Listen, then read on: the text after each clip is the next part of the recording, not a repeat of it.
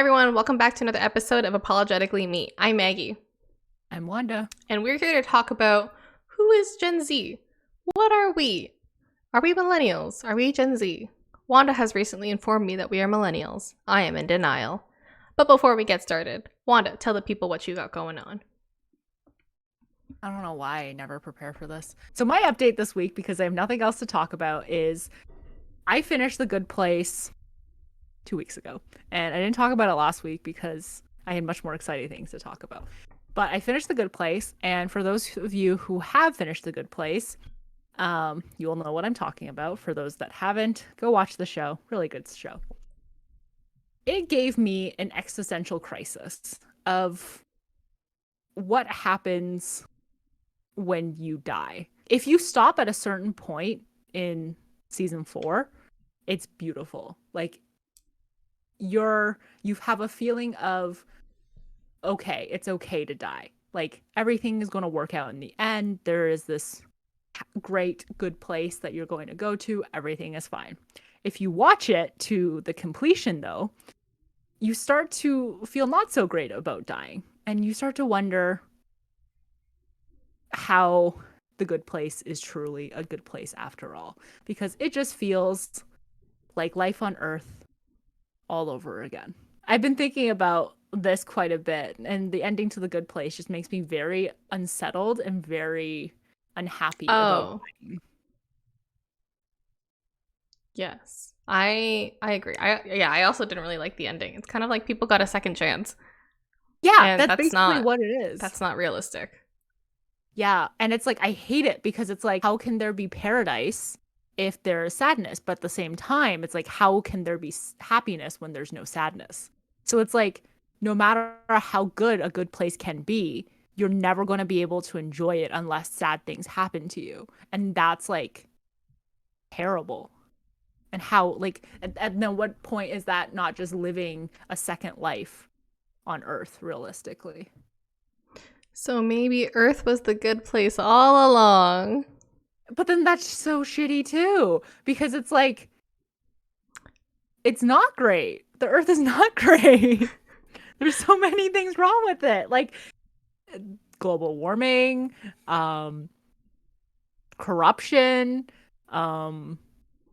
environmental pollution, rich people being extra rich and poor people suffering. Like, I'm sure this doesn't happen in quote unquote a good place, but I don't know. It just doesn't, it makes me uncomfortable about what's next. You should not be uncomfortable, because realistically, we're just going to be nothing. I think we have to go in to death thinking that nothing will happen to us and live every day to its fullest. But that's so depressing. Like how? Well, yeah. Yeah, I know, death is sad. More about this at 6, but I don't know. Like I can't live with the fact that like you just stop existing one day and that's it. And when you die, it's just going to be like, do you feel that? Do you feel nothingness? Or is it just you feel like you live the rest of your life in pure darkness? And it's just, like, how can you feel nothing? I don't know. Think about it.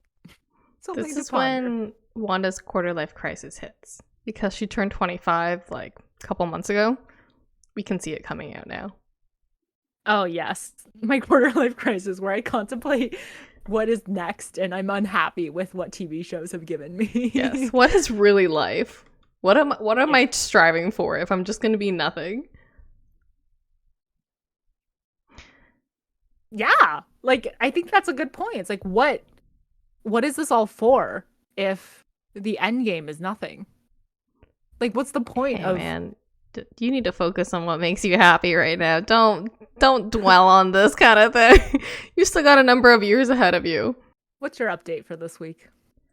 My update. Okay, well, I went to lunch with my brother today, and we had a discussion about who is controlling in our family. And my brother says that I am the most controlling one in this family. And I said, hell no. And he said, "You have a very particular way of doing things in the house, and you nag me a lot when I don't do it." And he like brought up yesterday as an example because he was drinking his smoothie and I went to go reach for a cracker and it was empty. And I said, "Hey, why did you leave this empty box of crackers out?" And he said, "Well, I didn't leave the kitchen yet, so I need to throw it out in the recycling."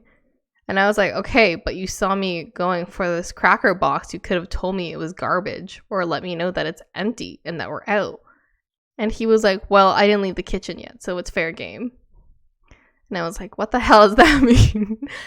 And then he brought up other times where I will take a picture of, okay, so he does this thing where like he leaves his recycling in a corner in the kitchen. And it's like literally on his way to the basement where he lives. He could just literally take the recycling to the recycling box.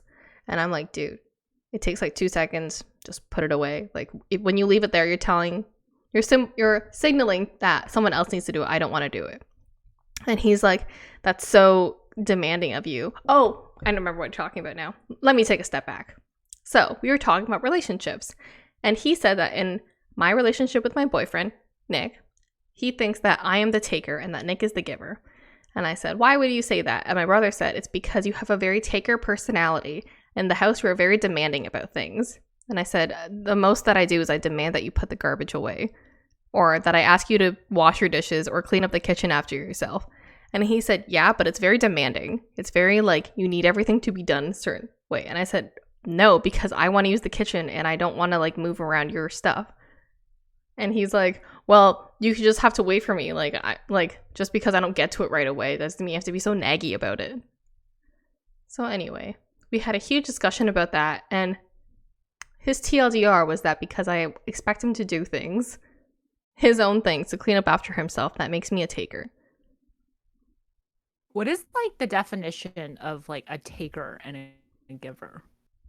I think like maybe it's one person will try their best to make the other person happy and the other person will just accept it.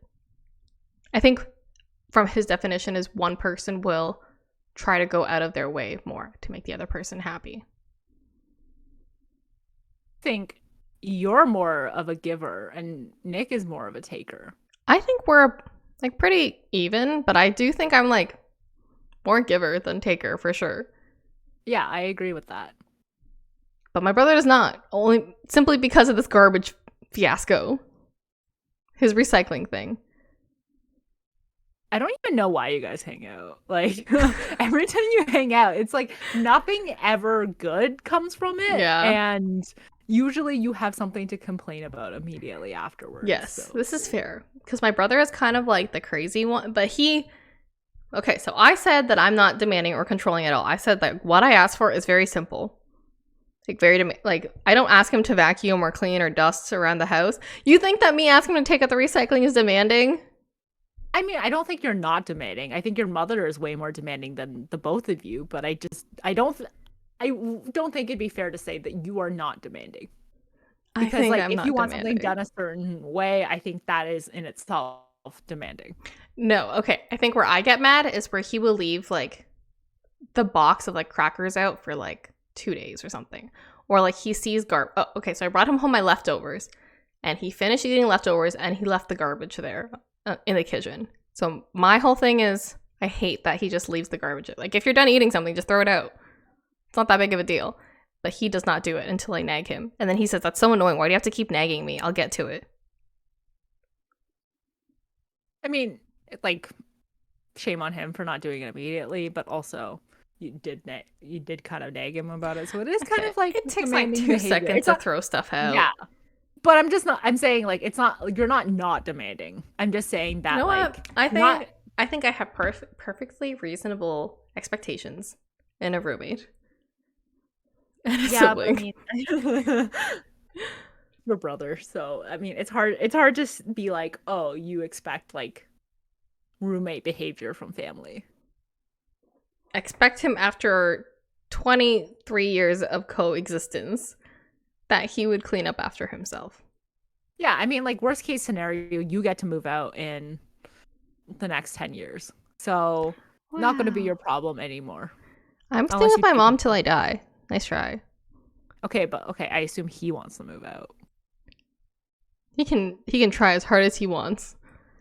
I'm going to show that clip to your mom. I tell my mom that a lot as a joke that, Mom, I'm just gonna stay with you until one of us dies. Anyways, who is your beef or crush of the week? Oh, I know last week I said they're usually beefs, but this week I kind of have a crush. And my crush is Nora from Queens. The show, season 2, is now out on Crave, and it was actually really good. Like, what I like about the show is that nothing ever seems to work out for her. And I kind of like that. Like, I kind of like the fact that it's not one of those like feel good shows where the main character will struggle with something for an episode and then in the end, like, they'll get everything that they want. With Nora from Queens, it usually ends up like messed up. Like, she doesn't usually end up like happy. She does learn like a lot of lessons from everything that she does, but she doesn't really always get that happy ending. And I think that's great because I feel like I need some of that. Like, I need some of this like pessimistic behavior in my life to know that everything's not going to work out sometimes, and that's okay. And I really like that about the show. The other thing I really like is that they do a good job of adding like political kind of like undertones and like messages into the show without being like very in your face about it. So like kind of similar to what Brooklyn Nine-Nine did with that episode where like Terry Crews got profiled. It's just great. Go watch it. I will, but I don't have Crave right now. We're not going to bring up this discussion again. You know the terms of the agreement. Yeah, I've always been meaning to watch that show. I highly, highly recommend it. I think it's something that puts you in a good mood and you really empathize with like all the characters, and it's like it's deep and emotional but like really funny at the same time. Like, you don't they don't let you like sulk or soak in too deep of an emotion. I don't like that you snuck in a soaking reference there. So, for some context, I was on TikTok last night and I saw this video from a Mormon account, or a Mormon girl, former Mormon.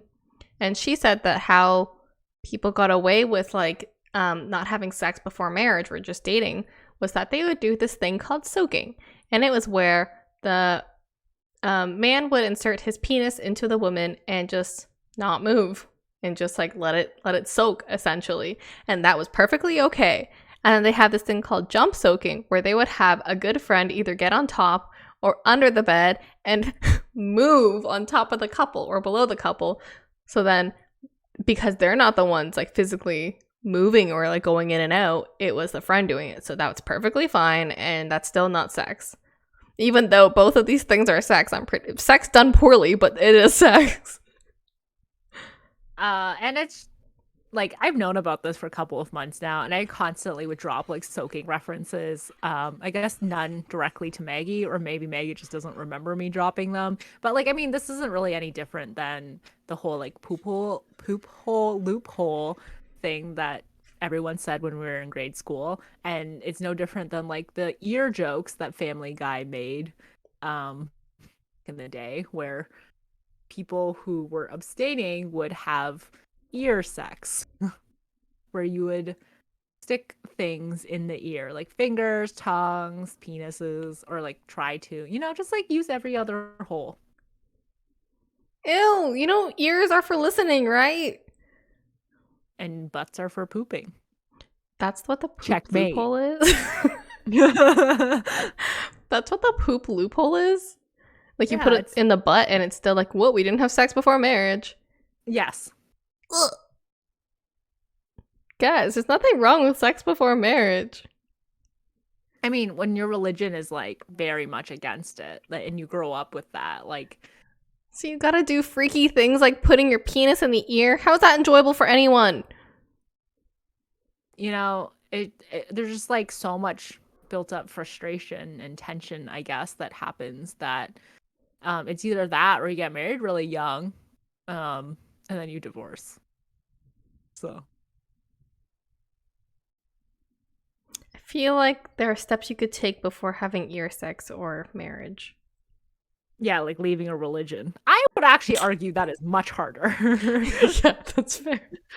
Or like just like having sex and like hiding it. But I guess like, God's always watching. God's also judging you when you have ear sex, by the way. Like, maybe he thinks that's worse. Hey man, I don't think any Mormons are gonna listen to this. I don't know who you're Okay, fine. to. Sorry, I'm not preaching to anyone. If that's your thing, I won't judge you. It's fine. What's your beef or crush of the week? I kind of have a half beef, half crush against Machine Gun Kelly and Megan Fox. So we kind of talked about it last week, but we kind of cut it. But Machine Gun Kelly and Megan Fox have a very like exposed relationship right now, where kind of like they're going out. They're very like public facing, like they're coming out with like every part of their relationship, which is kind of weird and putting it on display, even though Megan Fox was known to be like a very private person. But I recently saw their GQ interview. And they seem like kind of a fun couple. Like it seems like they kind of say these kinds of things just to be silly or just to like kind of make a statement. I don't know what it is. I kind of like it, but I also kind of don't. I don't know how to feel about it. Like, Megan Fox is very attractive. She's my crush, probably. And she just makes Machine Gun Kelly look so bad. I don't know what it is. Like, before I thought he could be, like, kind of good looking. Like, sometimes I think he is. Sometimes I don't. But, like, the second he stands near Megan Fox, I'm like, what the hell? This guy's so ugly. Megan Fox could do way better. She's, like, literally sucking the life force out of him.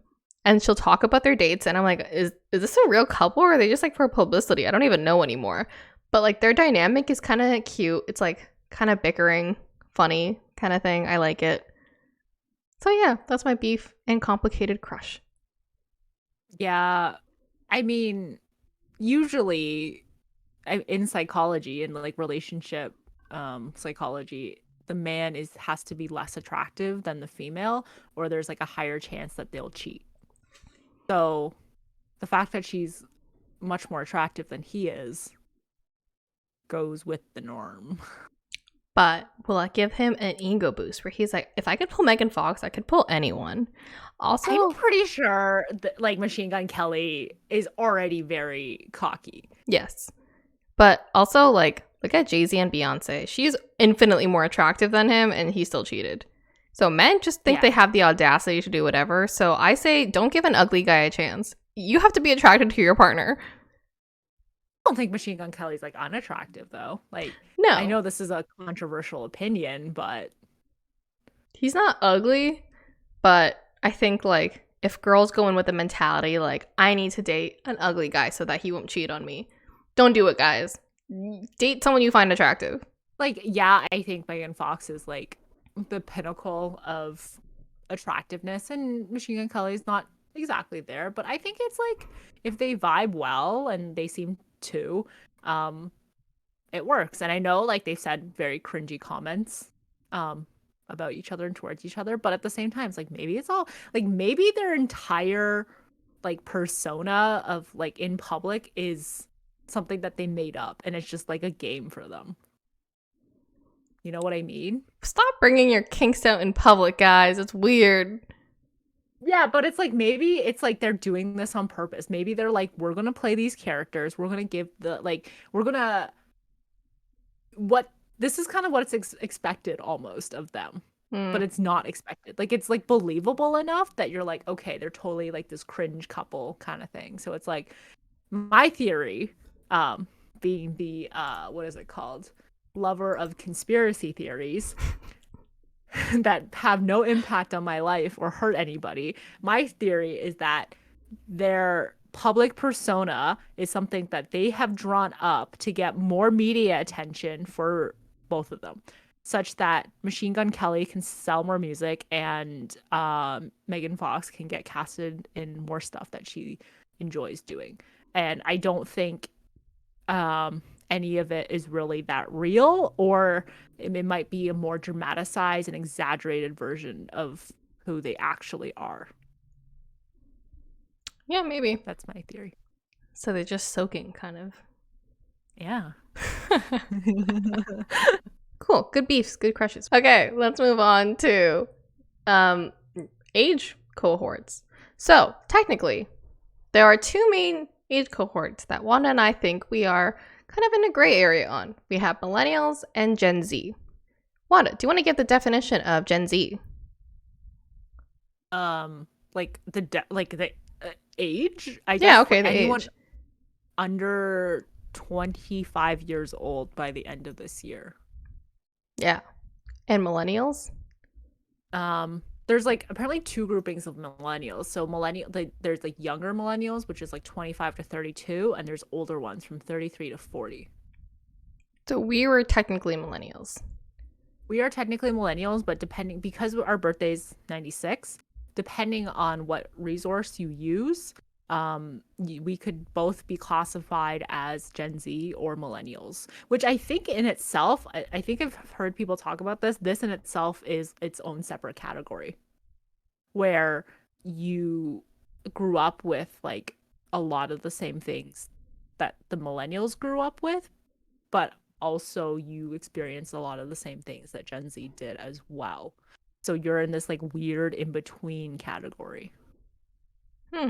Yeah. So I'm reading this Salesforce blog about the differences between millennials and Gen Z. And they're saying essentially the difference is that millennials are more idealistic. They're an optimistic generation. And that Gen Z is more pragmatic. So millennials were raised during an economic boom, but Gen Zs were raised during a recession. Yes. Does pragmatic mean they're more willing to do stuff? I think it means they're more kind of like realistic. Yeah. I mean, there's this whole thing where Gen Zs, from what I've heard, are more of like the go-getters. Like millennials are just more accepting of their fates versus like Gen Z are more the ones who are like going out to protest and doing things. I'm generalizing this. I'm not saying that if you're a millennial, you can't do these things. But I'm just saying that like that's like the common thoughts that are being spewed around. So based off those definitions alone, which one do you think you fall under? I think I'm a millennial.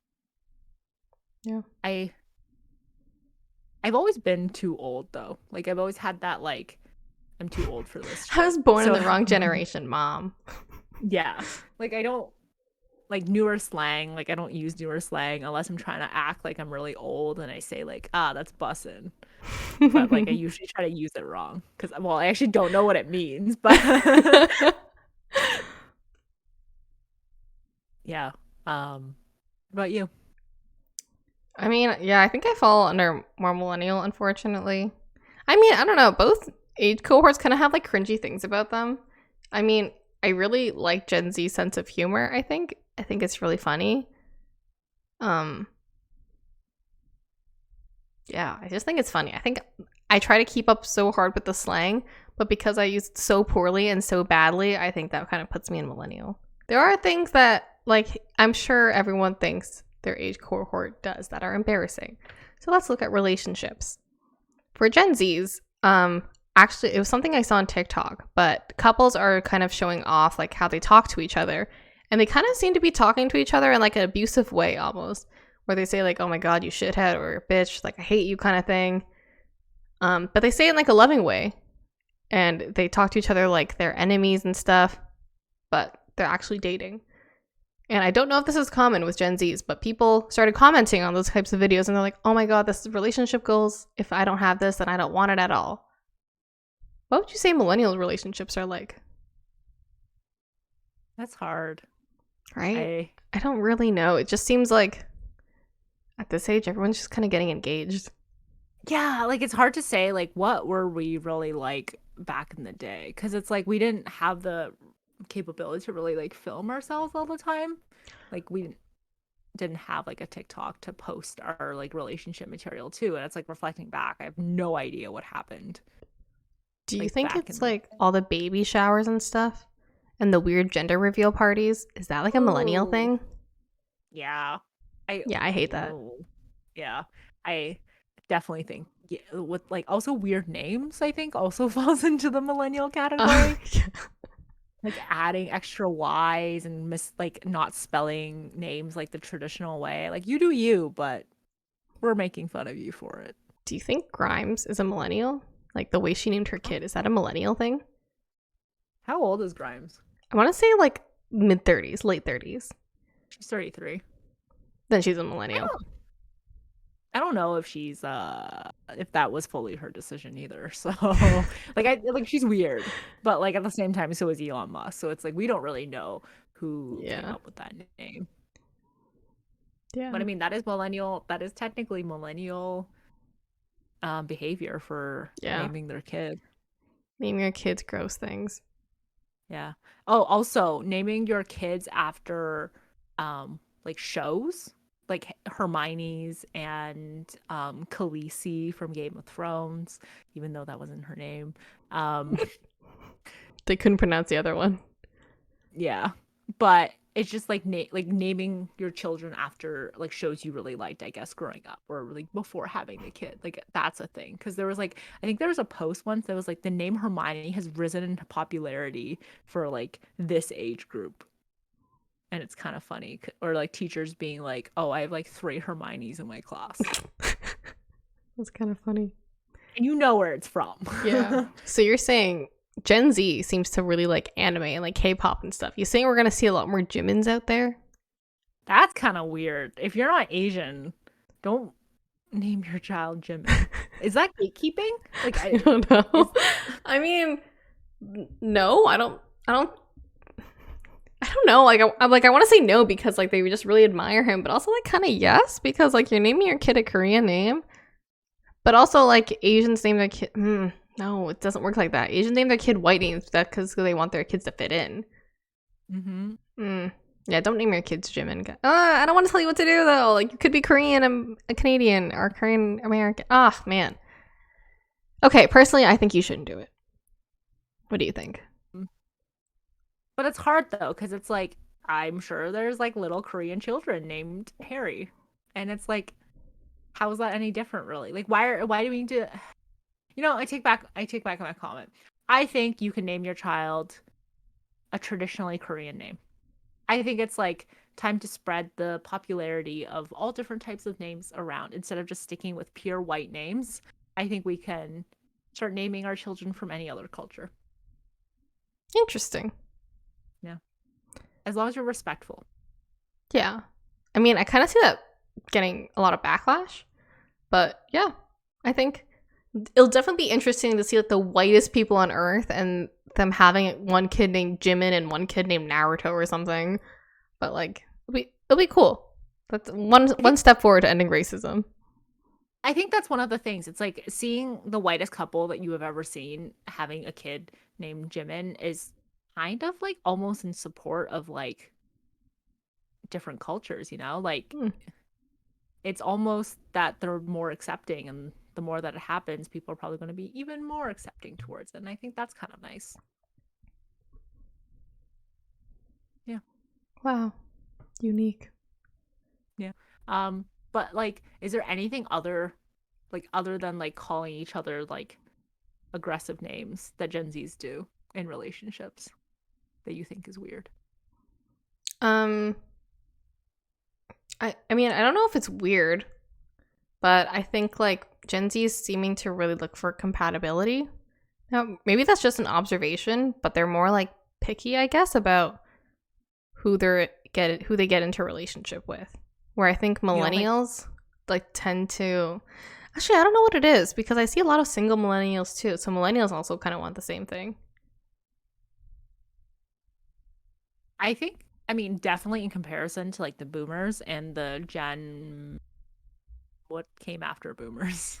Gen X? Gen Xers are like more likely to have just married for, I don't know, stability because their parents told them so, things like that. Yeah. So there's going to be a huge difference between millennials and Gen Xers about like what they got married for. But yeah. I think like older Gen X or older millennials kind of still fall into that category of like just getting married because that's the thing to do. Yeah. Versus now it's like, oh, no, we don't want that. We don't want the traditional values anymore. Yeah. Like if we don't believe in it. I like that. And I think all the Gen Zers seem to be very open-minded. I think a majority of people online anyway seem to be LGBTQ plus LGBTQS plus. And like I think open relationships are more like common nowadays, even in young millennials and Gen Zs. Would you say that? I have no idea. I know I don't know a lot nobody of any people older than who are that. open in relationships, but it always seems like that. Like when I'm on TikTok or something or Twitter, everyone always seems to have like kind of a side thing going on, like a hookup. But I don't know if I can refrain that to only like one age cohort. I think maybe it's just like something young people do once in their life. Yeah, I mean, I was talking to Jordan about this and he was like, "Oh yeah, like I had a lot of like on and off relationships in high school." And I was like, "That's kind of weird. Like how do you even have an on and off relationship really in high school?" And he's like, "I think that's the only time that you can have like on and off relationships because it's like nothing is that serious in high school, right? So it's like you break up, you make up, you break up, you make up, and like in the end it doesn't really mean anything." It means something to them, Jordan. Yeah, but I don't know. Maybe it was a mutual decision. Like maybe they just mutually broke up and then mutually got back together again. But yeah, I think it's like because they're younger, I think things don't matter as much Mm-hmm. anymore or matter as much as like when you grow up and you have to be in like more serious relationships. So I think that is why you're probably seeing more open relationships, not Yeah. necessarily just because they're more.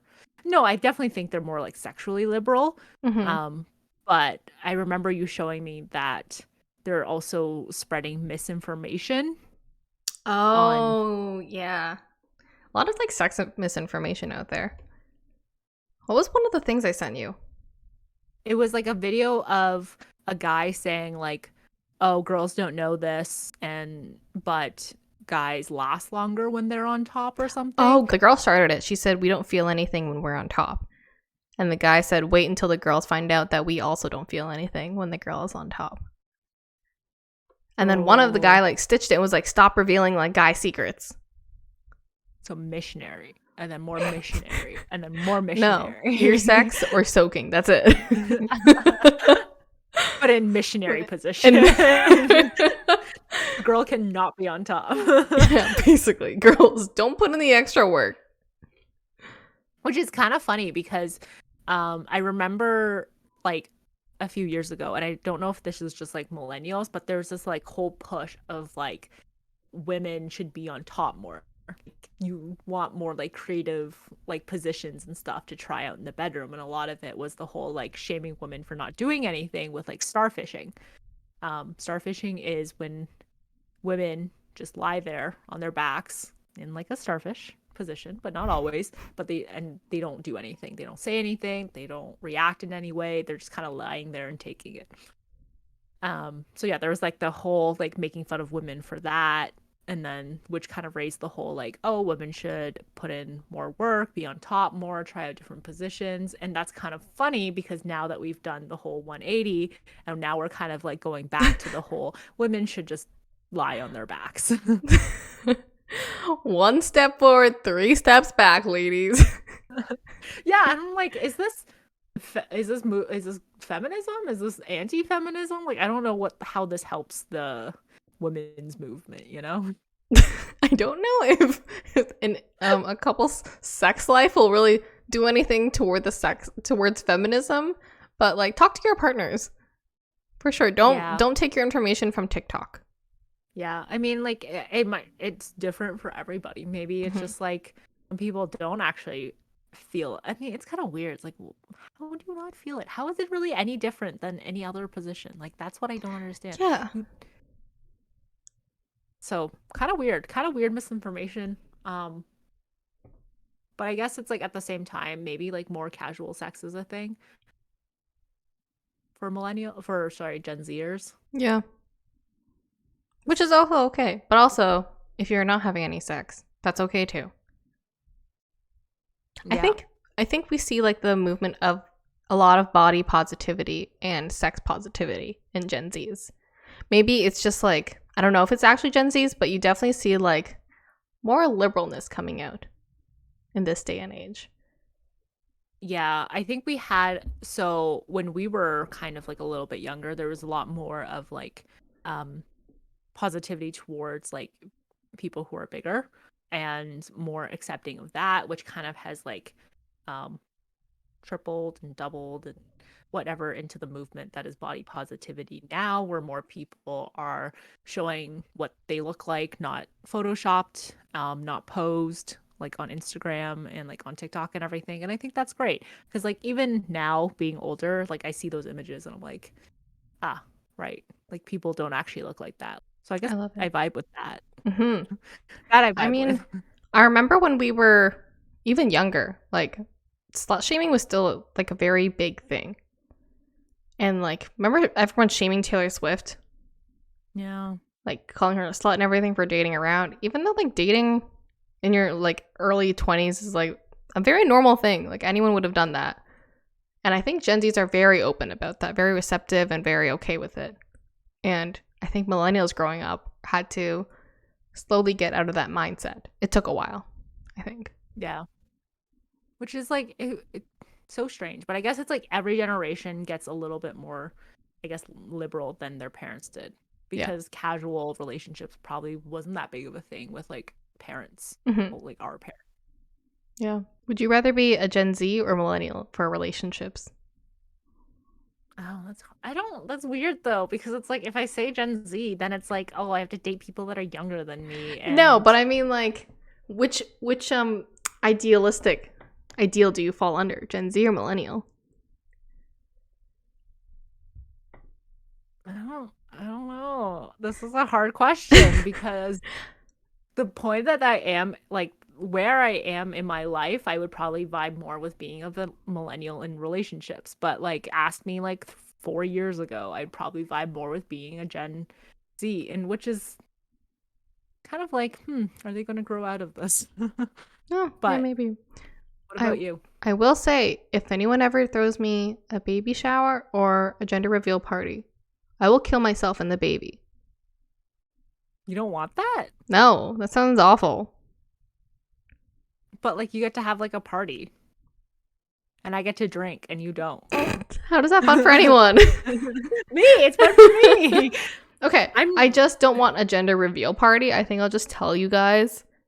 Maybe like a baby shower, I guess, so that I don't have to buy everything.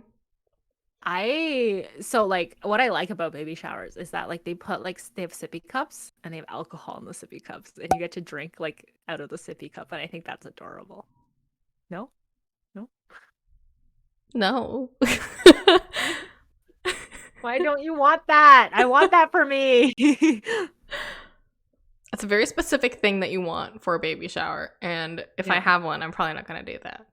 That's so sad. How am I ever going to financially recover from this? Well, the point of the baby shower was to help me out by buying stuff for my baby.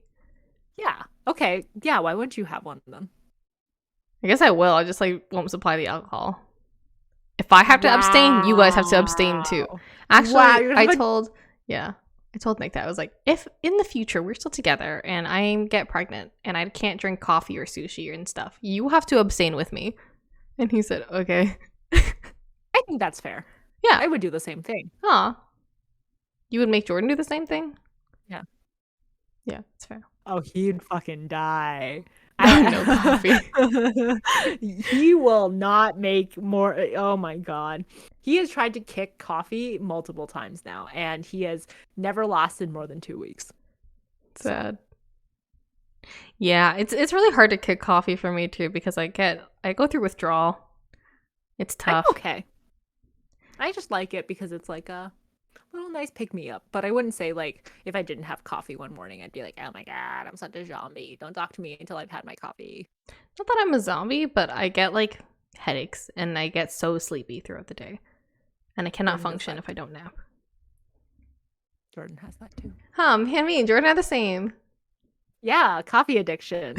Anyway, with fashion trends, I find that Gen Z fashion makes no sense to me. But I will keep in mind, though, that Gen Z thinks they're, like, super fashionable, like, super cool and stuff. And millennials like us, we kind of thought we were, too. Like, back in the Tumblr era with, like, the knee-high stockings, the corduroy skirts, and the black shirts, leather jackets kind of thing. Like, we all thought we were so cool, but we all looked like every other basic girl out there. And now Gen Zs are bringing old trends back and kind of wearing whatever they want that looks cool to them too. And They think they're so fashionable, and they're calling old millennial fashion like cheugy, which I think is a disgusting word. There's already a word for it. It's called basic. Yeah, like why did you have to call it cheugy, sickos? And they're saying like skinny jeans are gross, but they're bringing back flared yoga pants. Yeah, so that's kind of weird because it's like I remember when flared yoga pants were so hip, and that's kind of like if you've ever heard of the store Aritzia, that's kind of what put them on the map. Like the TNA hoodies and the TNA yoga pants, like those were what made Aritzia big back in the day. Um, it's I don't think that when we were younger we ever made fun of people that were older than us, like for what they wore. Now Gen Zs are like, oh, that's so gross, don't wear skinny jeans anymore. Yeah. But all I wear are skinny jeans. Like if I'm wearing jeans, the only jeans I can wear are skinny jeans. It's weird because like I'm looking at the like Gen Z fashion, and it's like kind of what was like early 2000s fashion, other than the wheel tails, but like the whole low-rise jeans, the whole like flared baggy pants, like that was like kind of like 90s early 2000s kind of thing. Like I remember not wearing skinny jeans, but then skinny jeans came into fashion. What I'm trying to say, like, don't throw out your skinny jeans, they'll be back. Yes. So I saw this TikTok the other day that was like, hey guys, don't throw out your skinny jeans. I just found out what you can do with them. Instead of wearing your normal crop tops, you can just wear a baggy shirt and wear your skinny jeans, and that's perfectly fine. And I was like, this isn't groundbreaking news. Are people throwing out their skinny jeans? Are they dum-dums? That's literally what I wear because I'm too self-conscious about my body. And I just wear baggy on top and just skinny jeans on the bottom. I think something cool with Gen Z, though, is that nothing really has to match. Like, I saw the Try Guys get clothes by Gen Zers. None of the outfits match. They all made no sense to me. But I guess, like, the whole point of Gen Z is, like, wear what makes you comfortable, what makes you feel confident and cool. But really, that should be everyone's slogan. Who is wearing things that are uncomfortable? Yeah, I don't love the low-rise jeans, though. I hate low-rise jeans. I don't know why you would want that. So I remember back in middle school, because jeans were so low-rise back in the day, you would bend over and your underwear would show. And that's not hot. Especially when you're wearing granny panties because you're in middle school. I feel like this generation of fashion is just like borrowing from different years of history, and it's just like mix matching all of those things up. I also don't feel like throwing out any of my clothes anymore because I feel like, so back in the day when we were younger, Champion used to be sold at Walmart for like $5 and no one would buy it because it was like not cool. And then like Levi's were like so cheap, and now like Champion's so expensive, Levi's so expensive, and I should have just like bought all of them when I could have. Like, you know how when you go back in time and they're like, yeah, like tell your younger self to like invest in all these like companies, invest in Bitcoin and all of that. I'm not gonna do that. I'm gonna buy so much Champion and so much Levi's that I can resell them as vintage. Nice. This is a good business model. Thanks. Just guys, go out right now to your closest Walmart and just buy everything in stock there. It might come back into style in 20 years when you can make a killing. Okay, so we kind of talked about this with cheugy, but what are other Gen Z slang that you feel like is weird? Oh, okay, so the one that I don't like is the one where they go and it's SK. It was a VSCO girl thing, VSCO girl, where you use it to express your amazement, shook, or excitement. And I think it originated from, I want to say a drag queen who said that.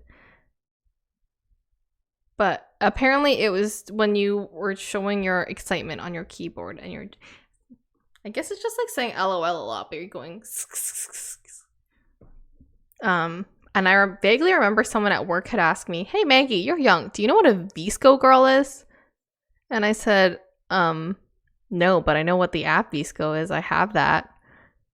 And they said, oh, so are you a VSCO girl? Do you know what it means? And I said, no, but I think the VSCO girls wear a lot of scrunchies. Yeah. It was the aesthetic of like the Hydro Flask with the stickers on top, like the jelly sandals, the like the little backpacks from that like brand. What was that brand called? Herschel? No, it wasn't Herschel. Herschel was a bit older at that time. They're like tiny little backpacks that are always sold at what is that store? Urban Outfitters. And like every single girl would have like a little yellow one. Oh, they're the oh god. The Fjallraven. Oh, pancake. Fall Raven. Oh. Okay. That's so funny. Wait, that's an Why Icelandic is there a J brand. in there? Yeah, they're Icelandic. It's actually a really good Oh. backpack. I see older like millennials wear it too, or maybe they're Yeah, just but doing it to fit in. We were around like probably like 15, 16 at that time, or were we older? Like when was VSCO Girl era? I want to say like I only found out about it when I was 22. I feel like you're a bit too old. Yikes. VSCO. Because I'm like, did they all grow up to be millennials? Maybe? So VSCO Girls are YouTube subculture around mid to late 2019. So Yeah, about that so age. yeah. Yeah. So then, are they millennials? I just think it's really gross and cringy to call someone a VSCO girl. Or to say Yeah, you know what my slang that I don't like is? Which one? And I'm going to apologize ahead of time to Nick. Sheesh. Yeah, that. But every time it comes up, Jordan starts doing it too. And I'm like, oh, I hate this so much. It spreads like Like, I don't- wildfire. Yeah, I hate it. He does it just to annoy me. Like, that's the only reason he does it. And I don't know why I hate it. Like, there's something just rocks me to my bones. I've said it in the past, like not like the enunciated way. I said sheesh. Yeah, but you didn't used to say that before Nick started saying I that. feel like I have put it in there once in a while. Like, oh, sheesh. That's bad. Like I said in the white dad kind of way. A white dad kind of way. Yeah. Not the Gen Z kind of way. I like that I already knew what you were going to say. I Googled some Gen Z slang, and some of them are really bad. Oh, there's some that are labeled as Gen Z, and I'm like, this is not Gen Z slang. This is like millennial slang. The word basic. I feel like that's millennial. That's millennial, 100%, because cheugy is the Gen Z version of that. The word bet. I think that's Gen Z. I really hate that. So I actually think this is like millennial. Like I think this is on the cusp just because I use this word a lot, but not in the meaning that is a term for agreement or approval. So example of this on the website is like, are we still on for Saturday night? Bet. And it's like, I don't use it like that. How I use it is like, hey, let's make a bet about this. Oh, yeah. You say a lot. Want to bet? Yeah. You literally mean to gamble. But Gen Zs are just like, bet. You're on. I think it's a millennial thing. I think that's a Gen Z thing. I think different meanings. Yeah. Big yikes. I think I say that a lot. I say yikes a lot. I say yikes a lot too. I don't big say yikes. I rarely said big yikes. I think big is maybe the new one. Bop. I think that's a Gen Z thing. Yeah, me too. What about it slaps? Is that a Gen Z or a millennial thing? I think it's a Gen Z thing. Really? I say it a lot, but I think it's too. Gen Z. Oh, you know what? Which one I hate? When people say it's lit. I think that's a millennial thing. It's a millennial thing. I hate it so much. It was like a high school thing. Yeah. You'd go to like be like, oh yeah, it was lit. I hated it. But if I see something slaps, then I'm like, right on. Right on, my dude. I think fam is also a millennial thing. I hate that. It's a Toronto man slang. Yeah. Oh, that's cap. I hate that too. Is that millennial? That's millennial. No cap. Yeah, that's definitely millennial because that's like Toronto man slang. Yeah. Basically anything that can be categorized into Toronto man slang is millennial. Yeah. Oh, you know that one where it's like where Gen Zs insult people, but they're like, it's the hat for me. Or like it's I've never heard of that. What? You never heard of that? Where Gen Zs will like be looking at something to insult you with, and they'll look at what you're wearing something, or like it's the black t-shirt with the white stripe for me. which means like what you're wearing like is like what triggered them and like what they don't like it. That's weird. I've never heard that before. Oh. Or this lives in my head rent free. That's a Gen Z thing. Oh. Yeah, the main character. And I call Maggie the main character. I've said it to her before this word became popular. Like, I would always say that Maggie has main character energy. And like, now that you've been on TikTok, like, do you know what that is now? Someone described to be well-liked, confident, and knows they're in control of their life. Is that me? No, I would say more of the part of if So no to which part exactly? I'm sorry, what did you say again? Read it out to me and I'll tell you. So the part where that's like, if a movie were to be made, they'd be the main character. That's essentially what I'm referring to when I refer to you as the main character. I could say the same for anyone. Anyone could be the main person in their movie. No.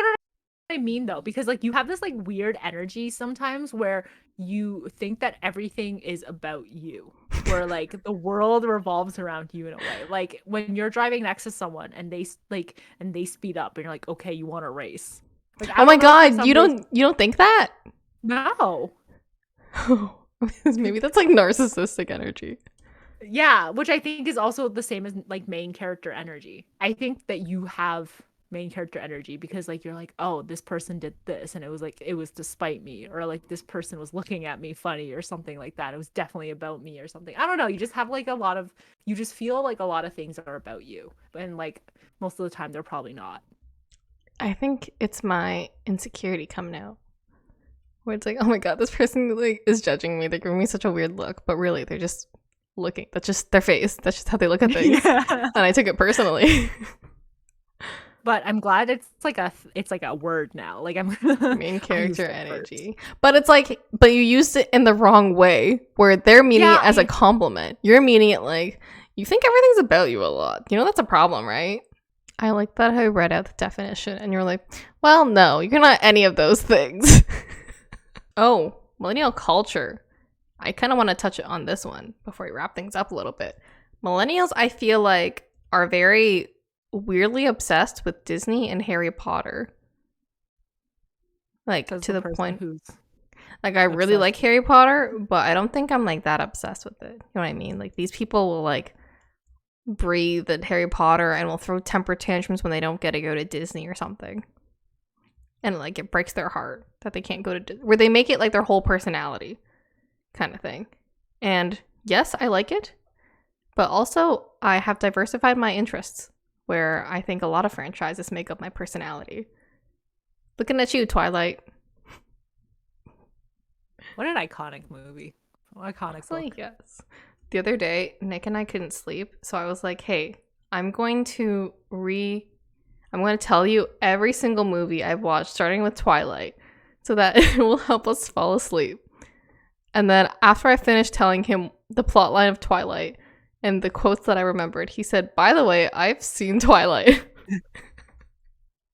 But he did not interrupt you. He did not interrupt me. He said, I was too tired to interrupt you, but now that you finished, I can tell you that I've seen Twilight. And I said, okay, why'd you let me do that then? I still maintain that Breaking Bad Part 2 is one of the best movies I've ever seen. Best movies? Not even I would say it was like the best one in the franchise, but like best movie? I sometimes just go back and watch that movie just to relive that moment. Damn. That's next level. I mean, I don't like, I'm not like a cinephile, where it's like I just like go see movies all the time and I love the classic movies and stuff. Like my classic movie being the Twilight movies. Yeah. Oh my god, like 10 years, 20 years from now, it is going to be a classic movie and people are going to look back fondly on. This actually happened, I think, on TikTok. They were like, oh my god, like the Twilight aesthetic for like the Twilight movie where everything was like green and blue. They're like, that's a mood. And I'm like, what? It is actually kind of cool. Like they showed like a before and after of what Twilight looked like without the filter. It looks so different. Like I don't think we would have appreciated it as much. But I think it was ahead of its time. Yeah. I'll send you the picture afterwards, but like, yeah, it's insane.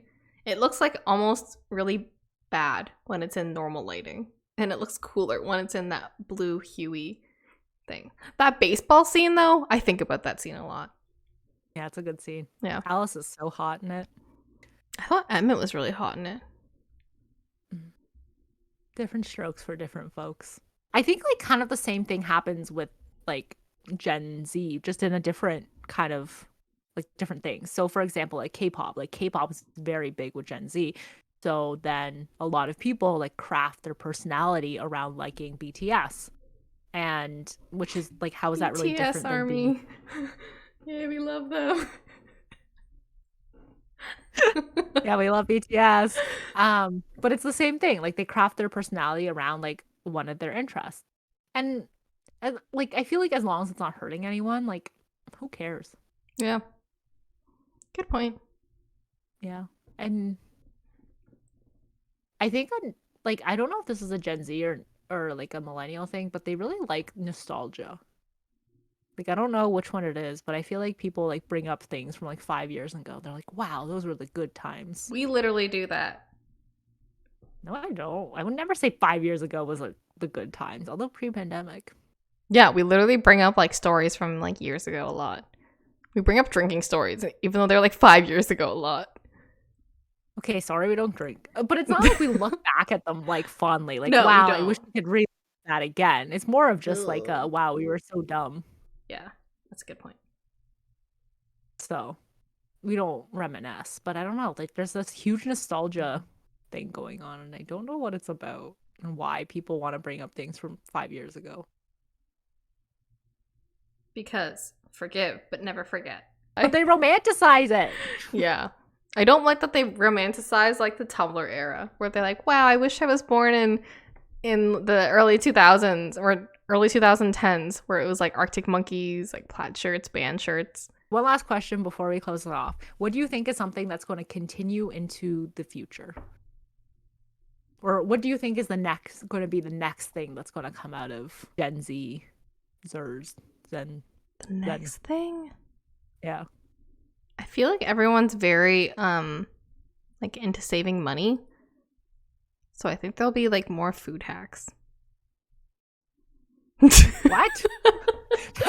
That was so out of left field. I don't know. I don't know what kind of question. I don't know what new slang is going to be out there. New trends, like what do you think? I don't know. Maybe they're going to bring back like corduroy pants. I mean, corduroy is already coming back. Nice. Man, I threw out my corduroy pants from high school. Anyway, I don't know what trends are coming back. Don't put this kind of pressure on me. Maybe like, I don't know, vests? Vests? More vests? We're in. I mean, they look kind of cool. Like if you wear a vest and like a black vest, a sweater, and then some leggings, that's like a hiking outfit. Yeah. My mom wears vests. Yeah, your mom's like the hippest. Yeah, my mom's very hip. Thanks for your insightful thoughts about what's next. And we hope you enjoyed listening to this episode or watching this episode of Gen Z versus Millennial. Things that we don't vibe with or something like that. I don't know. Title comes later. But go follow us on social media, TikTok and Instagram. I almost said Tumblr, but we're past that era. And go watch our other episodes wherever you get your podcast or on YouTube for, again, the full effect. We include many pictures and videos with our podcast, which we understand is a podcast, but, you know. But watch us. We're aesthetically pleasing. Tune in next Thursday for another episode of Apologetically Me. Bye. Bye.